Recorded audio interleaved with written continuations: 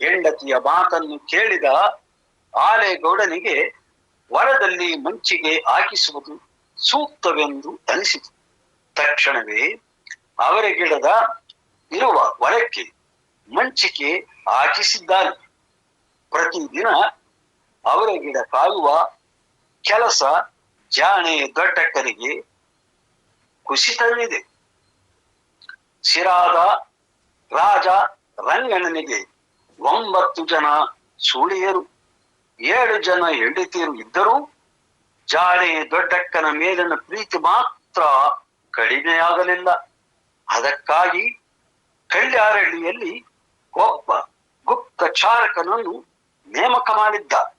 ಬೂದಿ ಒಡ್ಡರ ಹನುಮ ಎಂಬುವನನ್ನು ಸಿರಾದ ರಾಜ ಮತ್ತು ಜಾಣೆ ದೊಡ್ಡಕ್ಕನಿಗೆ ಸಮಾಚಾರ ತಿಳಿಸುವವನಾಗಿದ್ದ. ಒಂದಂಟಿ ಹಾಲೇಗೌಡ ಯಾವಾಗ ಊರಿನಲ್ಲಿ ಇರುತ್ತಾನೆ, ಯಾವಾಗ ಊರಿನಲ್ಲಿ ಇರುವುದಿಲ್ಲ ಎಂಬುದರ ಬಗ್ಗೆ ರಾಜ ರಂಗಣ್ಣನಿಗೆ ಸುದ್ದಿ ಮುಟ್ಟಿಸುತ್ತಿದ್ದ. ಒನ್ನಟ್ಟಿ ಹಾಲೇಗೌಡನು ಕಂದಾಯದ ವಸೂಲಿಗೆಂದು ಹಳ್ಳಿಗಳಿಗೆ ಹೋದರೆ 3 ತಿಂಗಳಾದರೂ ಊರಿಗೆ ಹಿಂದಿರುಗಿ ಬರುತ್ತಿರಲಿಲ್ಲ. ಅಂತಹ ಸಮಯದಲ್ಲಿ ಸಿರಾದ ರಂಗಣ್ಣ ಮತ್ತು ಜಾಣೆ ದೊಡ್ಡಕ್ಕನ ರಾಸಲೀಲೆಗಳು ಅವಿರತವಾಗಿ ನಡೆಯುತ್ತಿತ್ತು. ಯಾರೊಬ್ಬರ ಬಾಯಲ್ಲೂ ಇವರಿಬ್ಬರ ಮಾತೇ ಮಾತು. ರಂಗಣ್ಣನ ಮತ್ತು ಜಾಣೆ ದೊಡ್ಡಕ್ಕನ ಪ್ರೇಮ ಇಬ್ಬರನ್ನು ಕದಲಿಸಲಾರದಷ್ಟು ಬೇರೂರಿತು. ಇದ್ದರೂ ಜೊತೆಯಲ್ಲಿರಬೇಕು, ಸತ್ತರೂ ಇಬ್ಬರು ಒಟ್ಟಿಗೆ ಸಾಯಬೇಕೆಂಬ ದೃಢ ನಿಶ್ಚಯ ಮಾಡಿ ಸಂಬಂಧ ಬೆಳೆಸತೊಡಗಿದ್ದರು. ಹುಲಿಕುಂಟೆ ಕಾಡಿನಲ್ಲಿ ಮಾರಣ್ಣ, ಮೈಲಣ್ಣ ದನಗಳನ್ನು ಕಾಯುತ್ತಿದ್ದವರು ಹಿರಿಯ ಅಣ್ಣ ಬಾರದಿರುವುದನ್ನು ಕಂಡು ಭಯಗೊಂಡರು.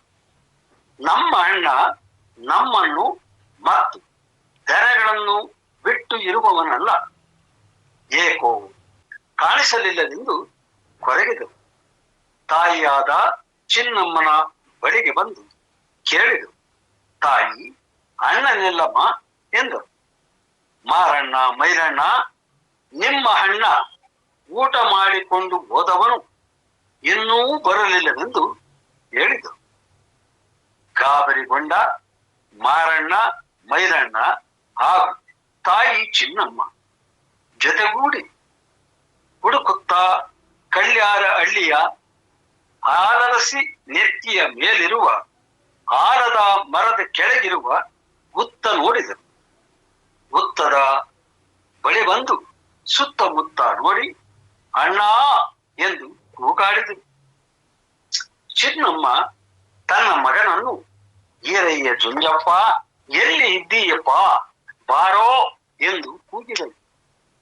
ತಾಯಿಯ ಕೂಗು ಹುತ್ತದ ಒಳಗಿದ್ದ ಜುಂಜಪ್ಪನ ಕಿವಿಗೆ ಬಿತ್ತು. ಅಮ್ಮ ಎಂದು ಕೂಗುತ್ತಾ ಮೇಲೆದ್ದು ಬಂದ. ಬೆಳೆದಿದ್ದ ಹುತ್ತವು ಅರುಗಾಡಲು ಹುತ್ತದ ಒಳಗಿಂದ ಹೊರ ಬಂದ ಈರಜುಂಜಪ್ಪ ತಮ್ಮಂದಿರ ಹಾಗೂ ತಾಯಿಯ ಮುಖ ನೋಡಿದ. ಅಣ್ಣನ ಧ್ಯಾನ ಮಗ್ನತೆಯನ್ನು ಕಂಡು ಬೆಚ್ಚಿದರು.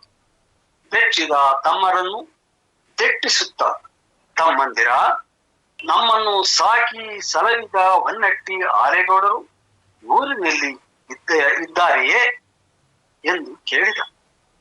ಹಾಲೇಗೌಡರು ಕಂದಾಯದ ವಸೂಲಿಗಾಗಿ ಹೋಗಿದ್ದಾರೆ. ಜಾಣೆ ದೊಡ್ಡಕ್ಕನವರು ಊರ ಹೊರಗಿರುವ ಅವರೇ ಗಿಡದ ಹೊರದಲ್ಲಿ ಮಂಚಿಗೆಯಲ್ಲಿ ಸೇರಿದ್ದಾಳೆ ಎಂದು ಹೇಳಿದರು. ಮಾರಣ್ಣ ಹೇಳಿದ.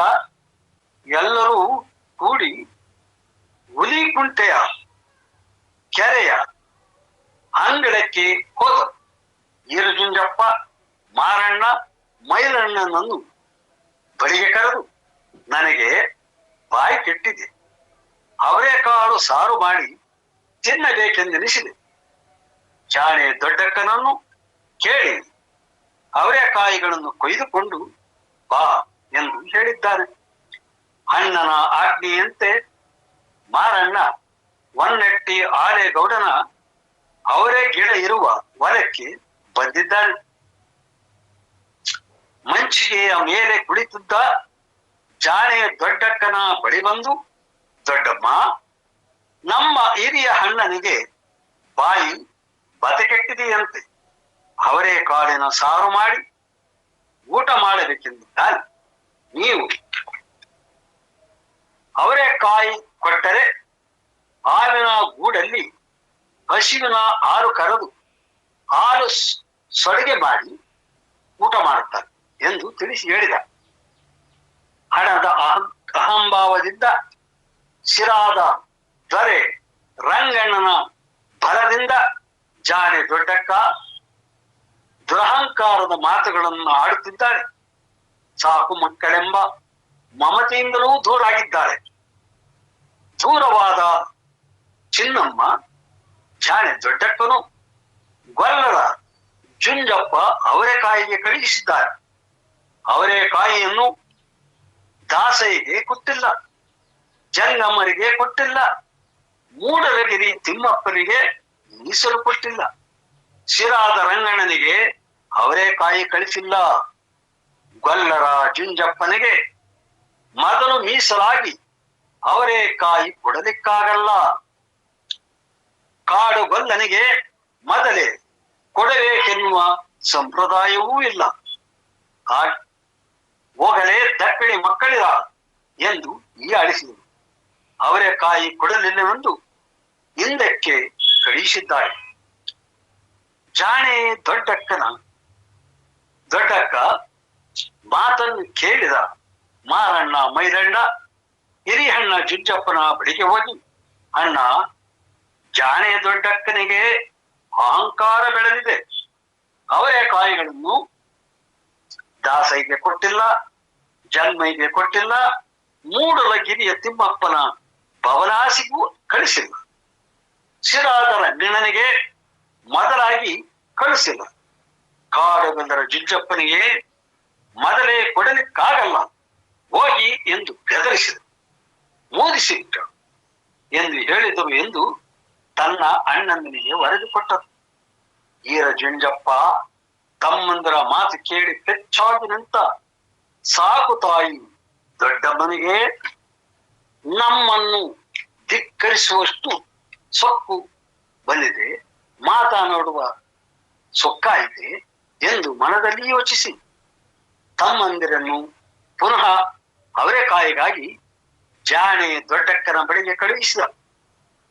ಎಲ್ಲ ಅವರೆಕಾಯಿಗಳನ್ನು ಕೊಡುವುದು ಬೇಡ, ಕೇವಲ 3 ಗೊನೆಯನ್ನಾದರೂ ಕೊಡಿರೆಂದು ಹೇಳಿ ಬನ್ನಿ ಎಂದು ಹೇಳಿ ಕಳುಹಿಸಿದ.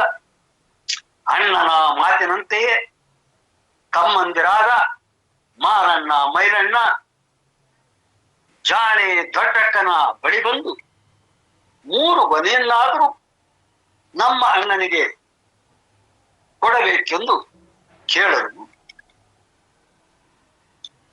ಶಿರಾರಂಗಣ್ಣನ ತೋಳಿನ ತೆಕ್ಕೆಯಲ್ಲಿ ಸಿಲುಕಿದ್ದ ಜಾಣೆ ದೊಡ್ಡಕ್ಕ ಅಹಂಕಾರದಿಂದ ದೇವರು ಉಂಡಿಗೆ ಕೊಟ್ಟಿಲ್ಲ, ದೇವರಿಗೆ ಕೊಟ್ಟಿಲ್ಲ, ಜಂಗಮರಿಗೆ ಕೊಟ್ಟಿಲ್ಲ, ನಿಮಗೆ ಹೇಗೆ ಕೊಡಬೇಕು, ಆ ಗೊಲ್ಲರ ಜುಂಜಪ್ಪನಿಗೆ ಹೇಗೆ ಕೊಡಬೇಕು, ನಿಮ್ಮ ಅಣ್ಣನಿಗೆ ಹೇಗೆ ಕೊಡಬೇಕು, ಇಲ್ಲಿಂದ ತೊಲಗಿರಿ ಎಂದು ಮೂದರಿಸಿಬಿಟ್ರು. ತಮ್ಮಂದಿರು ನಡೆದ ಘಟನೆಯನ್ನು ತನ್ನ ಅಣ್ಣನಿಗೆ ಹೇಳಿದರು. ಈರ ಜುಂಜಪ್ಪನಿಗೆ ಕಣ್ಣು ಕೆಂಪಗಾಯಿತು. ಸಾಕು ತಾಯಿಯ ಸೊಕ್ಕು ಅಡಗಿಸಲು ದಿಟ್ಟಿಸಿ ಅವರೇ ಗಿಡದ ಕಡೆ ನೋಡಿದ. ಅವರೇ ಗಿಡಗಳು ದಗದಗನೆ ಒತ್ತಿ ಉರಿಯಲಾರಂಭಿಸಿತು. ಜಾಣೆ ದೊಡ್ಡಕ್ಕನ ಪ್ರೇಮ ಸೌಧದಂತಿದ್ದ ಮಂಚಿಗೆಯು ಸುಟ್ಟು ಕರಕಲಾಯಿತು. ಅವರೇ ಗಿಡ ಮತ್ತು ಮಂಚಿಗೆ ಸುಟ್ಟ ಕರಕಲಾಗಿದ್ದು ವಿಷಯ ತಿಳಿದ ಜಾಣೆ ದೊಡ್ಡಕ್ಕ ಕೋಪಗೊಂಡು ಶಿರಾರಂಗಣ್ಣನಿಗೆ ದೂರು ಕೊಟ್ಟಳು.